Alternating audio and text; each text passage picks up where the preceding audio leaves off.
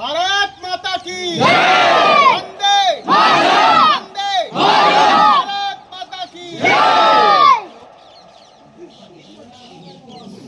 ये जो अंतिम में ये जो गुंजायमान हुआ है ना, ये सब आप सबकी मेहनत का परिणाम है। हाथों में जो आपके है ये सामान्य रूप से अपने हाथ में नहीं आया है। हजारों लाखों लोगों ने इसके लिए कुर्बानी दी है, अपना बलिदान दिया है, अपना खून बहाया है। और आज जब आप तिरंगा लेकर चले तो यहाँ गोविंदगढ़ का भी जो वातावरण है ऐसे ही एकदम गर्म हो गया। और ईश्वर ने भी परीक्षा ली। जैसे हमेशा से भारतीय नौजवान, भारतीय लोग संघर्ष करते रहे और संघर्ष का परिणाम बाद में हमें सुखद मिला, वैसे आज आपने आंधी, तूफान, बारिश ये सब झेलते हुए इस तिरंगा यात्रा को सफल किया। मुझे कुछ पंक्तियां याद आ रही हैं। तूफानों ने की हमें तोड़ने की कोशिश, बादलों ने की हमें आज मोड़ने की कोशिश, डगमगाए नहीं फिर भी हमारे कदम, हौसले भी हैं और है इतना दम, चीर करके हम रख देंगे पहाड़ों के सीने, करते हैं अगर ये हमें रोकने की कोशिश, पा करके रहेंगे हर मंजिल हमारी, बढ़ते ही रहेंगे बस रहेगी ये कोशिश, लहराता रहे ये तिरंगा हमारा, फहराता रहे बस रहेगी ये। आज 14 अगस्त है और हम सब जानते हैं कि 15 अगस्त को भारतवर्ष अपना राष्ट्रीय पर्व स्वाधीनता दिवस मनाता है। उसके एक दिन पूर्व ये विशिष्ट दिन हम क्यों याद करते हैं? क्योंकि हमें स्वतंत्रता मिली और उस स्वतंत्रता के लिए हमारे नौजवानों ने, हमारे पूर्वजों ने अपना बलिदान किया, अपना सर्वस्व न्यौछावर किया, लेकिन यह स्वतंत्रता हमें खंडित मिली। हम सब भारत माता को भारत माता बोलते हैं, हम सब ने जय घोष लगाया, भारत माता की जय। और जब हम भारत माता की आराधना करते हैं, भारत माता की जय बोलते हैं, तो हम सब जानते हैं कि हमारे यहाँ जब हम पूजा पाठ करते हैं, किसी इष्ट की देवी देवताओं की जब हम प्रार्थना करते, पूजा करते हैं, उनकी मूर्ति की स्थापना करते हैं, और यदि वह खंडित हो जाती है तो उसकी पूजा बंद करके उसको जल में प्रवाहित कर देते हैं। तो जब हमें स्वतंत्रता मिली, स्वाधीनता मिली, तो भारत का विभाजन हुआ, भारत माता के टुकड़े हो गए, और यह खंडित भारत माता का जय घोष हम कर रहे हैं। तो यहाँ पर खड़े हुए प्रत्येक इस देशभक्त नागरिकों से मेरा प्रश्न है, क्या ऐसी खंडित भारत माता का संकल्प हमें लेकर के हम आगे बढ़ रहे हैं? क्या हम नहीं चाहते कि हम अपने इस भारत को पूर्णतः अखंड बनाएं? भारत की सीमाएं कभी सम्राट अशोक के समय में ईरान और इराक के आसपास स्पर्श करती थी। इसके बाद क्रमशः अपने भूभाग कम होते चले गए, क्योंकि हमने कभी किसी पर आक्रमण करने की नीति को अपनाया नहीं। और धीरे धीरे करके अफगानिस्तान जो आज का है, उपगढ़ स्थान बोलते थे उस समय, और वहां से लेकर के म्यांमार और ब्रह्मदेश जिसको बोलते हैं, वहां तक की पूरा भूगोल जो भूभाग था, हिमालयात समारभ्य यावत इंदु सरोवरम, यह हिमालय के बड़े भूभाग के दक्षिण में से लेकर के इंदु सरोवर, हिंद महासागर के उत्तर का यह पूरा भूभाग भारतवर्ष कहलाता था। इसका जो क्षेत्रफल था वह 83 लाख वर्ग किलोमीटर का था। और आज का जो भारत, जिसको हम भूगोल मानते हैं कि भारत देश की, भारत की जो राज्य है, भारत का जो शासन है, सत्ता जहां पर जिसका आधिपत्य है, वह 32 लाख करोड़ किलोमीटर का है, वर्ग किलोमीटर का, 32 लाख वर्ग किलोमीटर का।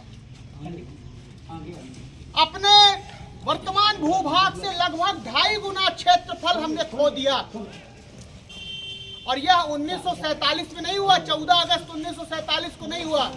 हम जिस विभाजन की विभीषिका का आज यह दिन मना रहे हैं, वह भारत का 7वां ऐसा विभाजन था जो षड्यंत्र करके आक्रमणकारियों ने रचा था। सबसे पहला विभाजन अफगानिस्तान का 1876 में हुआ।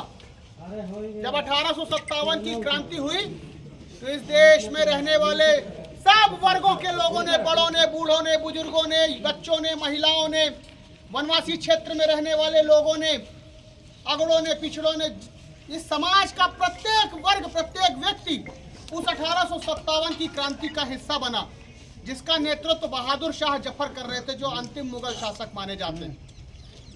1857 की क्रांति योजना अनुरूप 30 मई 1857 को प्रारंभ होनी थी, लेकिन कतिपय कारणों से वह मार्च 1857 को शुरू हो गई। हम सब जानते हैं मंगल पांडे शहीद हुए, लेकिन वह हमारी योजना अंग्रेजों के पास पहुंच गई, लीक हो गई, जिसको बोलते हैं ना, हमारी प्लानिंग लीक हो गई, और अंग्रेजों ने योजना करके उस पूरे महासंग्राम को दबा दिया, जिसके कारण 1857 की क्रांति विफल तो हो गई, लेकिन उसने अंग्रेजों की नींद उड़ा दी, उनकी जड़ों को हिला दिया। और तब अंग्रेजों को यह ध्यान में आया कि अब लंबे वर्षों तक इस भारत पर शासन करना कठिन है, मुश्किल है, क्या करना चाहिए। तो उन्होंने योजना रची कि इस भारत को अब तोड़ना पड़ेगा, यहाँ के संगठित समाज के अंदर भेदभाव उत्पन्न करना पड़ेगा। तो सबसे पहले तो उन्होंने प्रारंभ किया रशिया के साथ, रूस के साथ मिल करके अफगानिस्तान को बफर स्टेट में बदल दिया, और 1876 में जो पठान अफगानिस्तान के भारत के स्वाधीनता संग्राम के साथ थे, धीरे धीरे उनको अलग कर दिया। धीरे से नेपाल 1904 में उन्होंने चीन के साथ षड्यंत्र करके उसे भी बफर स्टेट बनाया, और धीरे से नेपाल भी हमसे अलग हो गया। 1914 से 16 के बीच में जो ब्रह्मदेश है, बर्मा, म्यांमार, हम सब जानते हैं कि वो जब आजाद हिंद फौज की रचना नेताजी सुभाष चंद्र बोस ने की और द्वितीय विश्व युद्ध में अंग्रेजों के विरुद्ध जापान जर्मनी के साथ में लड़ाई लड़ी, वह भी एक कारण था अंग्रेजों को यहाँ इस देश से बाहर भगाने का। वह भूभाग हमारे आजाद हिंद फौज का एक केंद्र था, लेकिन उसके पूर्व ही षड्यंत्र करके वहां पर भी अंग्रेजों ने धीरे से उस भूभाग को भी भारत से अलग कर दिया। हम सब जानते हैं भगवान राम ने जिस आतताई रावण को लंका में जाकर परास्त किया, वह भी सांस्कृतिक रूप से अपनी ही पृष्ठभूमि का एक द्वीप था, लेकिन धीरे से उनको मालूम था इसकी सामरिक जो इसका महत्व था।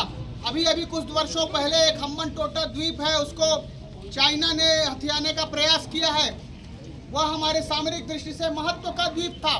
भारत सरकार की थोड़ी सी लापरवाही की वजह से वह हमारे हाथ से चला गया, और इस कारण वह महत्व अंग्रेज समझते थे, इसलिए धीरे से उन्होंने श्रीलंका को भी भारत से अलग कर दिया, सांस्कृतिक रूप से भी उसको तोड़ने की, अलग करने की नीति चलाई। और इस प्रकार हम सब जिसे मानते हैं कि 1947 को भारत विखंडन हुआ, ऐसा नहीं था, क्रमशः उसके पहले अनेक विभाजन हुए, लेकिन उसके बारे में लोग जानते नहीं, उसके बारे में बातचीत नहीं करते। यह जो 1947 का विभाजन था, वह इसलिए विभीषिका माना जाता है कि अन्य विभाजन तो चुपके चुपके हो गए, चुपचाप हो गए, उसमें रक्तपात नहीं हुआ, टेबल पर बैठकर एग्रीमेंट करके भूभाग को बंटवारा के नाते दे दिया गया। लेकिन यह जो 1947 का विभाजन था, इसने बहुत बड़ी संख्या में कत्लेआम मचाया।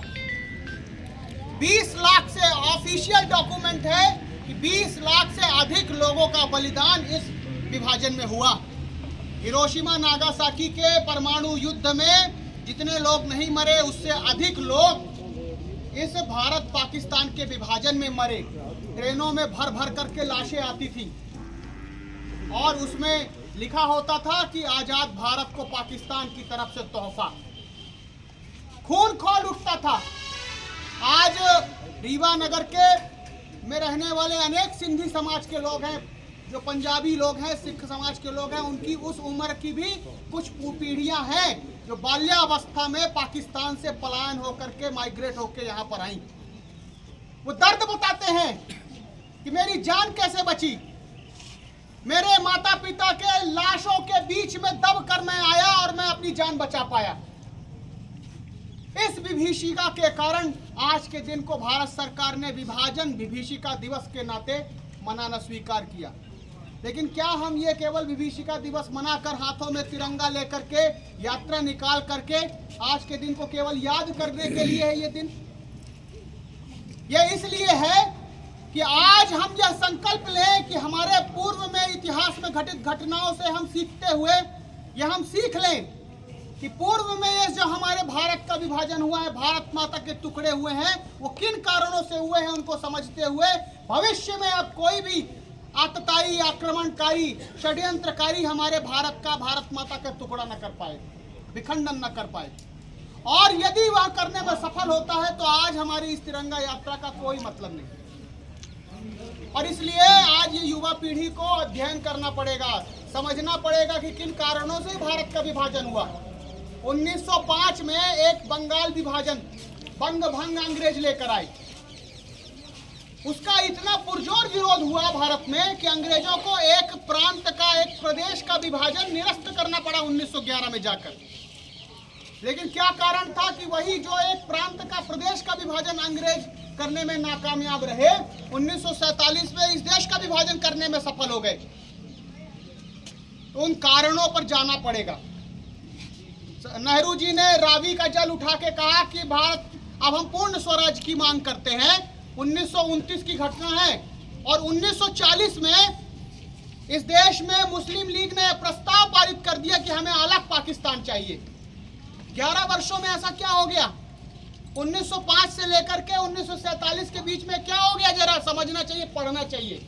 लोगों को मालूम नहीं। आज हम गूगल करते हैं, टीवी, मूवीज, संगीत, बहुत सारी चीजें उसमें से देखने का प्रयास करते हैं। गूगल करिए, जरा ऐसे विषयों को भी समझिए, क्योंकि यदि आज आपने नहीं समझा तो अभी बंगाल, पड़ोस में जो बंगाल में घटनाएं घटी है ना, ये आज हमारे लिए एक जीवंत उदाहरण हमारे आंखों के सामने घट रहा है।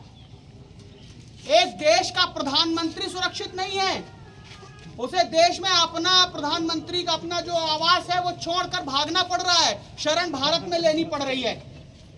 इसलिए यदि आप सफल व्यवसायी हो जाएं, सफल कृषक हो जाएं, सफल वैज्ञानिक हो जाएं, शिक्षक हो जाएं, चिकित्सक हो जाएं, पुलिस में हो जाएं, सेना में हो जाएं, आप तभी तक सुरक्षित हैं जब तक आपका देश सुरक्षित है।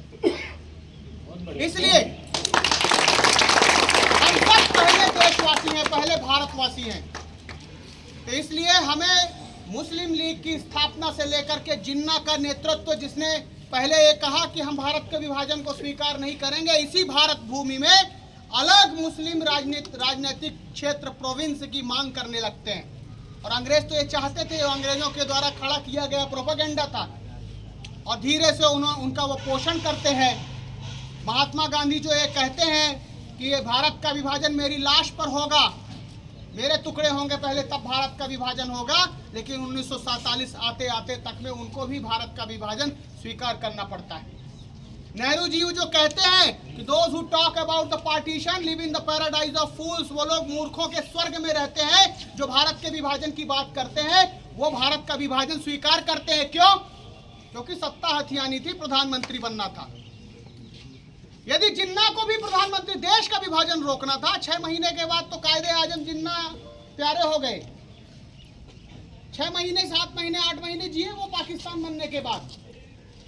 यदि उनको ही बना दिया गया होता तो इस देश का विभाजन नहीं होता। लेकिन दूरदर्शिता, कूटनीतिक जो हमारी विफलता का परिणाम था कि भारत का विभाजन हो गया। ऐसे बहुत सारे उदाहरण हैं, सबका अध्ययन करना है, उनके विश्लेषणों पर जाना है। क्योंकि आप तिरंगा यात्रा समाप्त करके अपने अपने घरों जाएंगे तो घर वाले भी पूछेंगे कहाँ गए थे, क्या करने गए थे। आपके मित्र पूछेंगे, आपके कॉलेज में आपके साथी पूछेंगे क्या है ये अखंड भारत, क्या है इसकी संकल्पना। आप बता पाएं, इसलिए अब आपकी जिम्मेदारी है, हम सबकी जिम्मेदारी है। और इसलिए ये आज हम सबको संकल्प लेने का दिन है। कोई दिमाग में आ सकता है कि यार अभी ये तो हमारी सत्ता है, विश्व में एक यूनाइटेड नेशन है, आपस में युद्ध नहीं हो सकता, इसलिए कैसे अभी भारत को हम अखंड करेंगे, संभव नहीं है। तो विश्व में ऐसे बहुत सारे उदाहरण हैं। 2-3 उदाहरण दे करके मैं अपनी बात को समाप्त करूंगा। मुझे मालूम है कि आप सब ऊर्जा से, जोश से भरे हुए तिरंगा यात्रा के समापन में खड़े हैं, अब थक गए, घर भी जाना है। लेकिन ऐसे अच्छे उदाहरण के साथ जाइए। इजराइल उदाहरण है, यहूदियों को इजराइल से मारकर भगा दिया गया और दुनिया के अलग अलग देशों में भटकते हुए अपने रोजगार के लिए, अपने परिवार के लालन पालन के लिए गए, लेकिन हर साल एक संकल्प लेते थे। दुनिया के किसी देश में एक दिन इकट्ठे होते थे कुछ लोग और कहते थे नेक्स्ट ईयर इन यरूशलेम। अपने भाई को, अपने परिवार को पत्र लिखते थे, लेटर। उस समय पत्र चलता था, पत्राचार चलता था, व्हाट्सएप नहीं चलता था। पत्र लिखते थे और कहते थे कि अगले साल यरूशलेम से पत्र लिखूंगा। ऐसा करते करते 1800 साल, लगभग 40-50 पीढ़ियों ने ऐसा संकल्प लिया। और 1800 साल के बाद जब इजराइल अस्तित्व में आया तो दुनिया में जहां कहीं भी यहूदी थे अपना स्थान छोड़ करके गए और इजराइल में बसे। वहां का एक एक नागरिक सिपाही है, सैनिक है। पहले अपने देश का है, अपना देश का नागरिक है, बाद में वह कुछ है। दुनिया में वो वैज्ञानिक रहे होंगे, चिकित्सक रहे होंगे, शिक्षक रहे होंगे, वकील रहे होंगे, व्यवसायी रहे होंगे, सब काम काज छोड़कर अपने देश वापस लौटे और देश का उत्सर्ग किया। आज इजराइल अपने 7 शत्रु राष्ट्रों से घिरा है, लेकिन किसी की मजाल नहीं कि उसकी तरफ आंख उठाकर देख ले। जर्मनी को अंग्रेजों ने बांटा, पूर्वी और पश्चिमी जर्मनी बना दिया, बर्लिन की दीवार खड़ी कर दी, लेकिन वहां षड्यंत्र से राजसत्ताओं ने बंटवारा किया था, जनता ने बंटवारा नहीं किया था। इसलिए जनता ने उस बर्लिन की दीवार को ढहा दिया। आज जर्मनी एक है। दुनिया में ऐसी अनेक घटनाएं हैं जो असंभव से दिखाई देती थी, लेकिन वो घटित होती हुई दिखाई दे रही हैं। राम मंदिर, हम में से बहुत सारे लोग हैं, राम मंदिर के निर्माण के पहले 550 साल का संघर्ष चला। लोगों के दिमाग में भी नहीं आता था कि राम मंदिर बनेगा, लेकिन हम सब ने राम मंदिर में भगवान राम लला की प्राण प्रतिष्ठा होते हुए देखी। धारा 370 भी हट सकती है, लोग नहीं समझ पा रहे थे कि कैसे हटेगी, कैसे हटा पाएगी सरकार, लेकिन जनता ने आत्मबल दिया और शासन ने वो करके दिखाया। जो हम सबके सामने असंभव से लगने वाली चीजें थी वो होकर रही। आज देश का मान दुनिया में बढ़ रहा है, स्थान बढ़ रहा है, भारत का गौरव बढ़ रहा है, लेकिन जैसे जैसे भारत प्रगति कर रहा है वैसे नजर लगाने वाली शक्तियां भी बढ़ रही हैं। भारत को तोड़ने वाले लोग स्विट्जरलैंड में बैठ करके एक बंद कमरे के अंदर ही रणनीति बनाते हैं कि दिल्ली के चुनाव में किसका समर्थन करना है, जिससे वो भारत विरोधी मुहिम में हमारा समर्थन कर सके। दुनिया में, रशिया में, चाइना में रहने वाला पोलित ब्यूरो ये तय करता है कि भारत की विदेश नीति क्या होगी, भारत की रक्षा नीति क्या होगी। इन सब षड्यंत्रों का जवाब भारत दे रहा है, लेकिन कहीं हम उस पर पुनः आत्ममुग्ध होते हुए पुनः विफल न हो जाए, इसलिए अधिक सतर्क रहते हुए काम करने की जरूरत है। इसलिए हम सब यहाँ पर खड़े हुए जितने भी लोग हैं, हम सब की जिम्मेदारी है कि अपने अपने कार्य क्षेत्र में घटित होने वाली ऐसी भारत विरोधी, अपनी सनातन संस्कृति विरोधी घटनाओं पर नजर रखनी, जरा आंखें खोल के रखनी है। नहीं तो पता चला कि हम दुनिया की और जहान की बातें कर रहे हैं और हमारे घर के बगल में ही हमारा भाई जो है वो विधर्मी होता जा रहा है। थोड़ा सा उसके पुट्ठे पे हाथ रख सकते हैं, उसका मान सम्मान कर सकते हैं, जिसके कारण वो हमारे साथ आत्मवत हो सकता है, हमारे साथ उसका हृदय जुड़ मिल सकता है, कंधे से कंधा मिलाकर वो हमारे साथ चल सकता है, लेकिन हम थोड़ी थोड़ी भूल करके उसको अपने से अलग कर देते हैं। इसलिए समाज समरस हो, विभेद हटे, बड़े छोटे का ये जो मतभेद है ये खत्म हो, तो यह संगठित समाज बनेगा। तो ये जो संगठित और सामरिक शक्ति हमारी खड़ी होगी, इसके कारण कोई भी हमें जीत नहीं सकेगा। वैसे भी हम सब संघ के स्वयंसेवक यहाँ पर अधिकांश लोग हैं, तो हम प्रार्थना में अजेय शक्ति मांगते हैं, हम विजय शक्ति नहीं मांगते।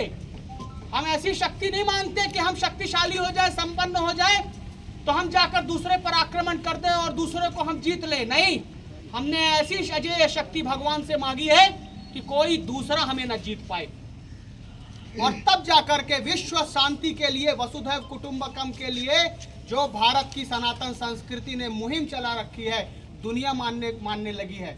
आज दुनिया के बड़े देशों में घटित होने वाली जो संकट है, समस्याएं हैं, उसके लिए वो भारत की तरफ मुंह नजर उठाकर देखते हैं, उसका समाधान भारत से खोजते हैं वो। इसलिए आगे आने वाले समय में भारत अखंड बनेगा, यह संकल्प हम सब यहाँ से लेकर के जाएं। किन कारणों से यह दिन आज हम मना रहे हैं, भविष्य में हमको इसे और अधिक समाज के बीच में इन विषयों को लेकर के जाना है ताकि लोग जागृत रहे, कोई सुप्त न होने पाए। अधिक सतर्कता के साथ, अधिक संगठित रहते हुए समरस समाज के साथ हम आगे बढ़ेंगे तो ये आज का हमारा कार्यक्रम संकल्पबद्ध होगा। जिस ध्येय के लिए हम सब यहाँ पर इकट्ठा हुए हैं वो ध्येय पूरा होने में हमारी भी आहुति लगेगी, हमारा भी सकारात्मक योगदान होगा। जब तक लक्ष्य न पूरा होगा तब तक पग की गति न रुकेगी। आज कहे कुछ भी ये दुनिया, कल को झुके बिना न रहेगी। भारत माता की, भारत माता की।